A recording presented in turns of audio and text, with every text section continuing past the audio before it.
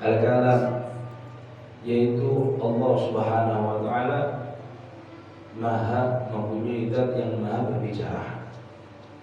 Huwa sifatun qadimatun, yaitu sifat daripada Allah Subhanahu wa taala yang terdahulu. Maksudnya terdahulu bagaimana? Berarti Allah Subhanahu wa taala ini sakit ngomong, bukan begitu.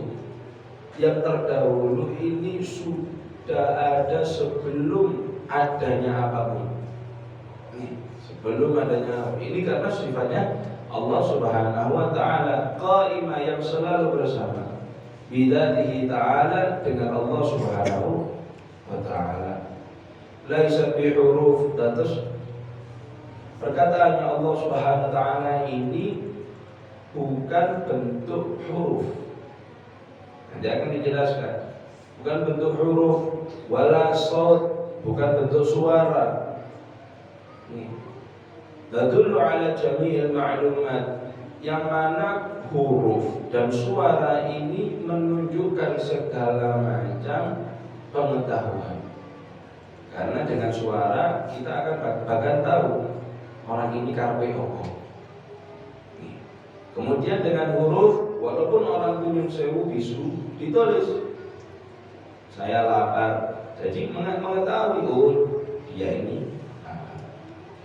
Dengan isyarah, orang buta dan tuli, kemudian dia memakai isyarah, otomatis orangnya juga paham. Yang diajak ngomong ini, orang ini apa, walaupun isyarah itu ngeter-ngeter orang ini apa. Tapi sifat kalam Allah Subhanahu wa taala ini mempunyai sifat yang maha berbicara. Perkataannya Allah niki tidak berubah huruf, tidak berubah suara.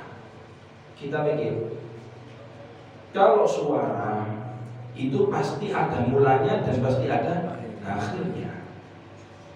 Coba panjenengan ngomong pasti enten awal kali akhir. Nek mboten enten akhir berarti nyucus toh. Pasti enten titik.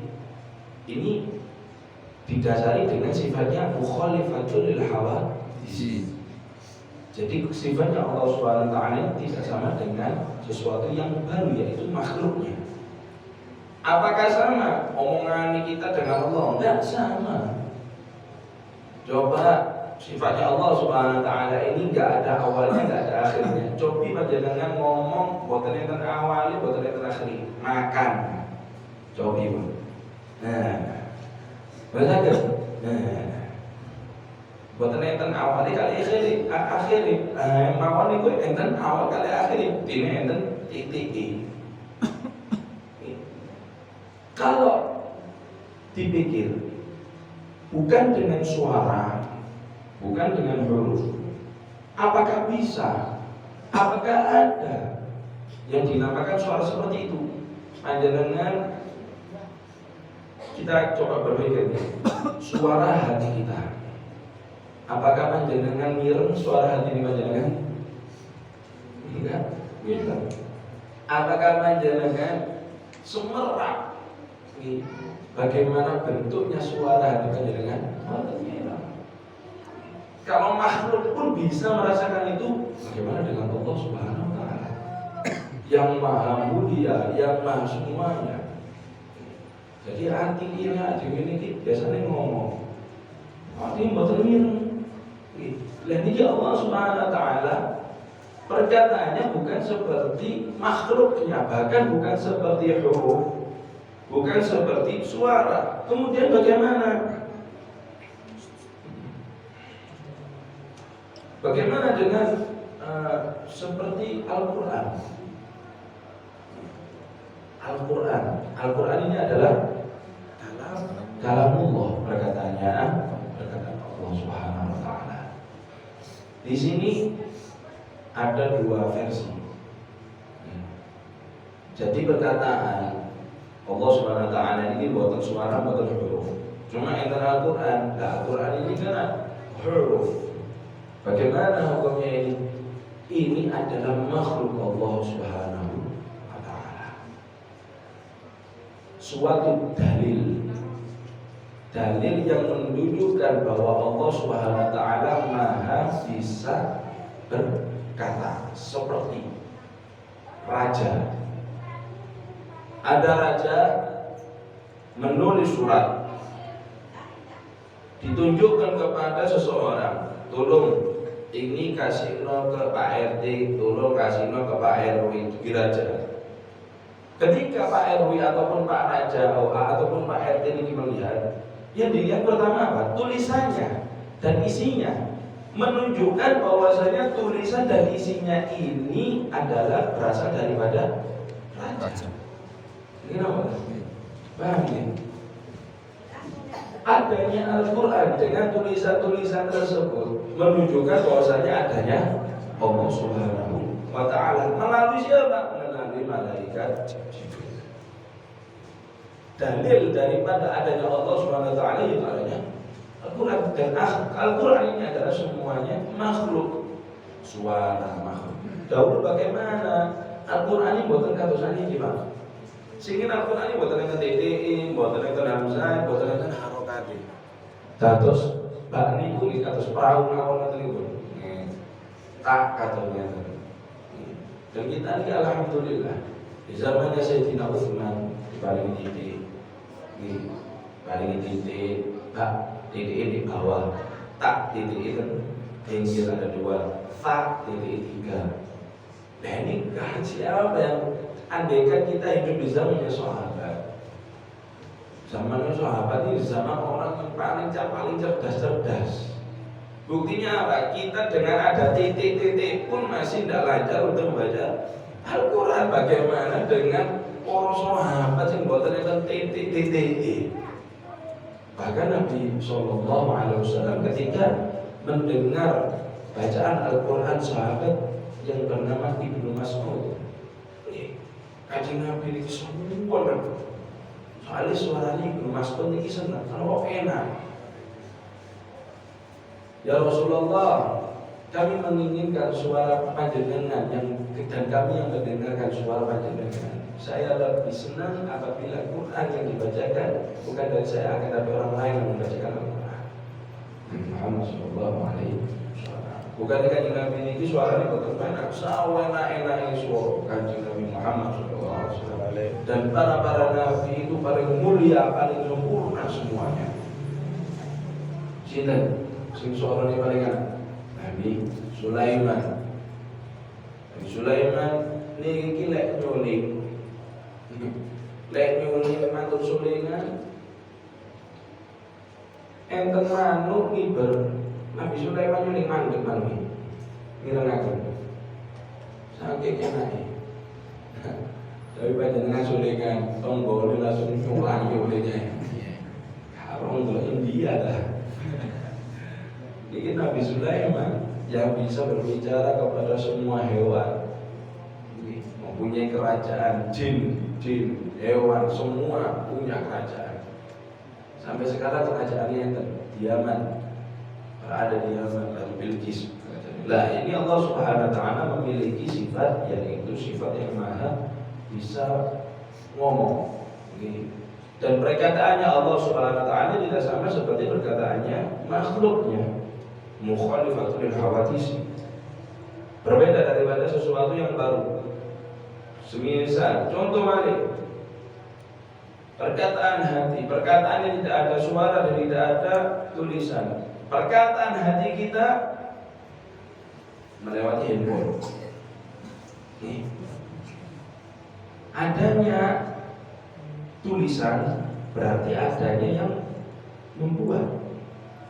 Adanya Al-Quran berarti adanya yang membuat. Al-Quran ini berarti bisa kita simpulkan ini suaranya Allah, apa ciptaannya Allah? Ciptaannya Gusti Allah.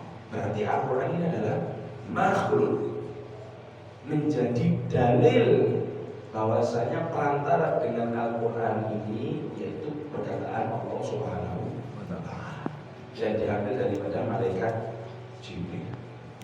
Malaikat Jibril atau nonton itu diturunkan wahyu dari Allah Subhanahu Wa Taala berupa makhluk yang bentuknya suara. Kemudian malaikat Jibril menurunkan wahyu ke Nabi Muhammad SAW.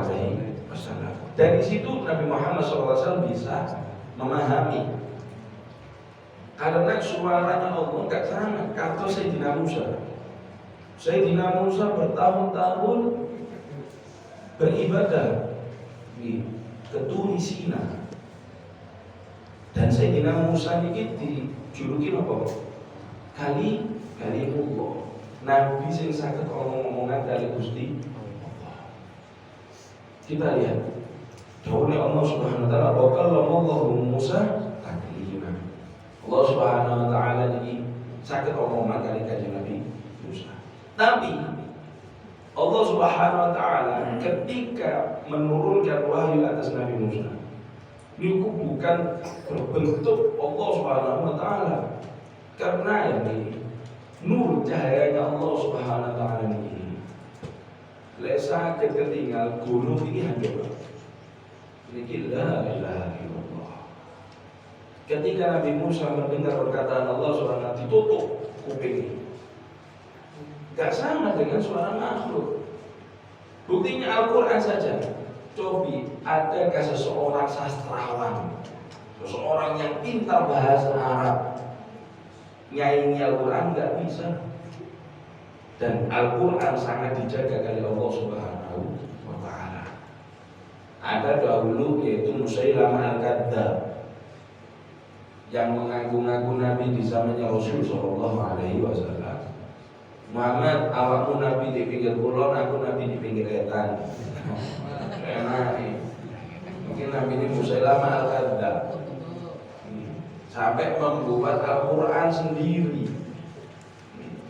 Yang terkenal yaitu Al-Quran sing surati Al-Fil, gajah. Alam tara kaifa fa'ala rabbuka bi ashabil fil. Itu Al-Quran. Bagaimana? Apakah engkau mengetahui apa yang dilakukan Allah Subhanahu wa taala dengan pasukan gajah? Indah. Tapi iku mboten. Mun saya lama kata mboten. Gajah larinya sangat panjang, gadingnya sangat besar. Ini kados apa binatangnya sangat, ini kan lucu. Gak bisa disaingi Al-Quran, gak bisa. Akhirnya siapa yang membunuh Musailamah Kadzdzab? Wahsy, yang membunuh Sayyidina Hamzah, pamannya Nabi Muhammad Sallallahu Alaihi Wasallam. Itu cerita sirah, sejarah, di tauhid. Nah, ketika Nabi Musa alaihissalam mendengar perkataan Allah, ditutup kuping. Pecah ini bukan diikat, bukan Musa. Ketika Isra Mi'raj Nabi Muhammad SAW, Isra Mi'raj ketika itu sudah melihat kejadian itu. Kemudian malaikat Jibril sanjang, ya Rasulullah, saya cuma bisa mengantarkan panjenengan sampai berikut. Apakah seseorang yang menemani mulai awal itu akan sampai berakhir dan pulang juga bareng-bareng malaikat Jibril? Saya nanya Nabi, kalau aku mengikuti engkau, aku akan terbakar ya Rasulullah. Malaikat Jibril ini diterangkan tentang sirah, tentang sejarah. Niku kalau sama menganggap suwiwine niki mulai panjenengan ningali kidul sampai entek sama niki suwi sing tangan kiwa la ilaha illallah. Sampai kanjeng Nabi bingung ketika diturunkan wahyu pertama, bingung iki sapa, gak tahu di apa ini dideket malih. Ikra, ayo wacon mana bikare sani iki. Aku gak bisa ngomong kok, aku gak bisa moco. Apa yang kata tak moco? Lepas ikra, wah subhanallah. Nah ini kemudian malaikat Jibril gak bisa. Kalau saya pasti akan terbakar. Mau ngapain jenengan ngomong kanjeng Nabi? Nih, kanjeng Nabi terusakan perjalanan ini untuk berbicara kepada Allah Subhanahu wa taala. Mulianya kanjeng Nabi kali Sayyidina Musa itu apa? Kalau kanjeng Nabi Musa ketika di Turi Sina, ikhla'na 'alaika ya Musa. Copotan sandalmu wahai Musa, sungguhnya engkau ini ada di tanah yang mulia. Jika ini nyepot oleh Allah SWT. Kalau kanjeng Nabi mulai suku, mulai rokok, damel sandali. Makanya atas nal kanjeng Nabi ini selalu berada di atas kepala kita. Yang sampai menghadiahkan sholat 5 waktu kepada umatnya Nabi Muhammad SAW. Berbicara kan Nabi. Lah, omongan di kanjeng Nabi ini apakah berbicara? Bukan. Bukan. Bukan semua perkataan Allah ini adalah makhluk. Allah SWT ya apa suaranya? Bagaimana Allah alam. Ya apa bentuknya? Allah. Kita meyakini bahwasanya adanya Al-Quran berarti adanya zat yang maha berbicara. Adanya SMS, adanya WhatsApp berarti adanya orang yang mengirim WhatsApp. Adanya kitab berarti adanya orang yang mengarang kitab. Paham? Jadi semua itu adalah makhluk Allah Subhanahu wa Ta'ala. Dari situ wa idza wajabat lahu ta'ala al-qudra wa irada al-'ilm hayya wa as-sama' wal basara kala fakana min at-tabi'an yajib lahu ta'ala sifat hadiyah. Dan daripada situ semua sifat kalam ini adalah yang sudah kita baca daripada sifat Allah Subhanahu wa Ta'ala yang ada dahulu. Kemudian ditambahkan kali Allah Subhanahu wa Ta'ala mu'allif sifatnya Allah Subhanahu wa Ta'ala kaumu qadir. Adanya Allah Subhanahu wa Ta'ala itu adalah yang maha. Yang maha ini berarti yang maha mawon, maha qadir, yang maha kehendak. Kaunuhu muridan. Allah Subhanahu wa Ta'ala adalah zat yang maha berkeinginan. Kaunuhu aliman. Allah Subhanahu wa Ta'ala adalah zat yang maha mengetahui. Seperti yang sudah dijelaskan, Allah Subhanahu wa Ta'ala mengetahui apapun. Innallaha alimun bidati sudur. Sungguhnya Allah Subhanahu wa Ta'ala mengetahui apapun yang ada di dalam hati. Tiang dua orang, kemudian di situ ada satu orang. Sami-sami mendengar. Kita nggak tahu lagi ngomong apa di hati kita. Tapi Allah Subhanahu wa Ta'ala mengetahui. Bahkan Allah Subhanahu wa Ta'ala mengetahui apapun jumlah ikan yang berada di lautan yang terdalam. Allah Subhanahu. Sini kakaknya Nabi Nuh yang dimakan dari paus. Sampai kakaknya Nabi Nuh itu saja saya ini berada di tiga kegelapan. Gelapnya malam, gelapnya perut ikan, gelapnya kedalaman laut. Sinten sing nglamatkan Allah Subhanahu wa Ta'ala ketika memperbanyak la ilaha illa anta subhanaka inni kuntu minadz zalimin. Niki meminta ampunan dari Allah Subhanahu wa Ta'ala. Akhirnya diutarakan kali diwakil. Dan ini Gusti Allah semerap sedangkan apapun semerap alim yang mengatakan kaum hayya. Allah Subhanahu wa Ta'ala zat yang maha hidup. Bentuknya Allah Subhanahu wa Ta'ala hidup apa? Buktinya ada kita.